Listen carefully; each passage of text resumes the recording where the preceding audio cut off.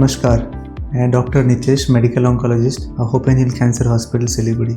आज हम prostate cancer और उसके सिम्टम्स, उसके रिस्क फैक्टर्स और ट्रीटमेंट के बारे में डिस्कस करने के लिए यहाँ बैठे हैं।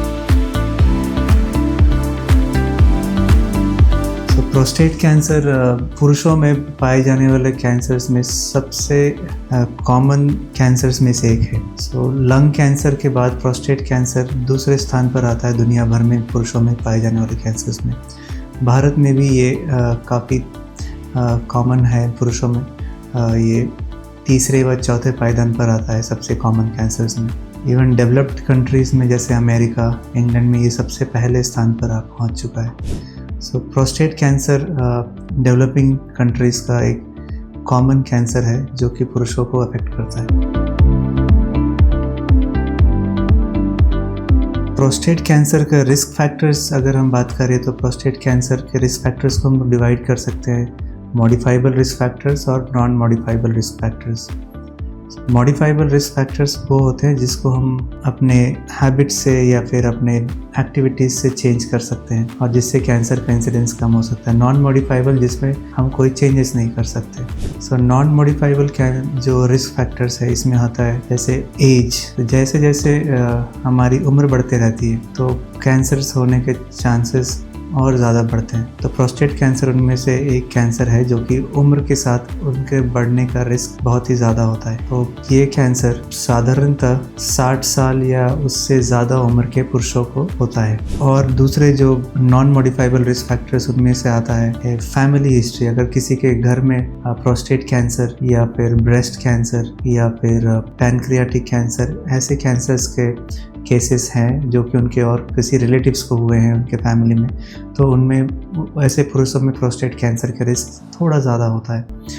और दूसरा है जो जेनेटिक फैक्टर्स, कुछ कई म्यूटेशंस होते हैं जैसे कि BRCA जीन म्यूटेशन और भी दूसरे जीन से जिनके म्यूटेशन से ये प्रोस्टेट कैंसर होने का रिस्क ज़्यादा होता है कुछ पुरुषों में। अगर हम नॉन मॉडिफाइबल से हटके अगर हम मॉडिफाइबल रिस्क फैक्टर्स की बात करें तो उनमें से सबसे कॉमन है ओबेसिटी। मोटापा एक बहुत बड़ा कारण है जो प्रोस्टेट कैंसर का रिस्क बहुत गुना ज़्यादा बढ़ा देता है पुरुषों में। दूसरा मॉडिफाइबल अगर हम बात करें तो स्मोकिंग का डायरेक्ट एसोसिएशन अभी तक प्रूव नहीं हुआ है, लेकिन हाँ ये पाया गया है कि जो लोग स्मोक करते हैं उनमें प्रोस्टेट कैंसर का रिस्क थोड़ा और ज़्यादा होता है।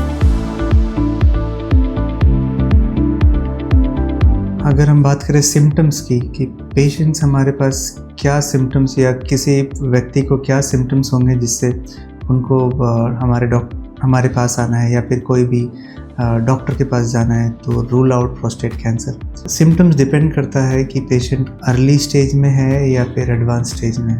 अगर कोई बहुत अर्ली स्टेज प्रोस्टेट कैंसर है तो उनको शायद कोई भी सिम्टम्स ना हो या बहुत ही माइल्ड सिम्टम्स हो, जैसे पेशाब बार बार होना या फिर पेशाब में थोड़ी सी तकलीफ होना, थोड़ा जलन होना, अदरवाइज कोई सिम्टम्स नहीं होना, ऐसे ही वो ठीक हैं। बट किसी और कारण से वो डॉक्टर के पास चेकअप करा रहे थे, उस बीच में इंसिडेंटली डिटेक्ट हुआ कि प्रोस्टेट उनका बड़ा है, फिर फर्दर टेस्टिंग से प्रोस्टेट कैंसर निकलता है। ये तो हुआ जो कि बहुत अर्ली स्टेज में, लेकिन जैसे थोड़ा सा अगर एडवांस स्टेज प्रोस्टेट कैंसर है तो उनको सिम्टम्स होने स्टार्ट हो जाते हैं, जैसे पेशाब में तकलीफ़। सबसे कॉमन जो सिम्टम होता है वो पेशाब स्टार्ट करना, इनिशिएट करने में ज़्यादा तकलीफ़ होना, या फिर पेशाब की धार को मेंटेन करने में तकलीफ़ होना, या कभी कभी पेशाब में जलन होना, पेशाब में खून आना, या रात को बार बार पेशाब के लिए नींद खराब होना और बार बार पेशाब जाना पड़ता है उनको। और भी सिम्टम्स हो सकते हैं जैसे उनको पेट में दर्द रहती है लगातार, या कमर में दर्द रहती है,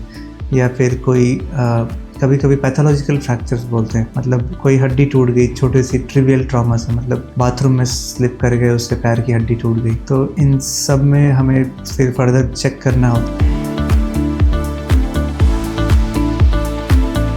बचाव और उसके अर्ली डिटेक्शन के बारे में कुछ कहना चाहूँगा। उसको बोलते हैं prostate cancer screening. Prostate cancer screening के लिए अभी हम जो कर सकते हैं वो है जो पुरुष होते हैं जिनकी उम्र 50 या 55 साल से ज़्यादा है और वो बहुत ही विजिलेंट है अपने हेल्थ को लेकर के, और उनको actively they are concern about their health, तो उनको साल में एक बार PSA टेस्टिंग ज़रूर कराना चाहिए। और अपने डॉक्टर्स और या फिर यूरोलॉजिस्ट से मिलना है अगर उनको पेशाब में कोई भी तकलीफ है तो। उसके साथ साथ अगर आप एक हेल्दी लाइफस्टाइल मेंटेन करें, अपना वज़न कंट्रोल में रखें और डेली कुछ एक्सरसाइज और एक हेल्दी हार्मोन लेवल मेंटेन रखने के लिए जो स्लीप वेक साइकिल है उसको रेगुलर रखें तो फिर मे बी रिस्क को थोड़ा कम किया जा सकता है। नमस्कार।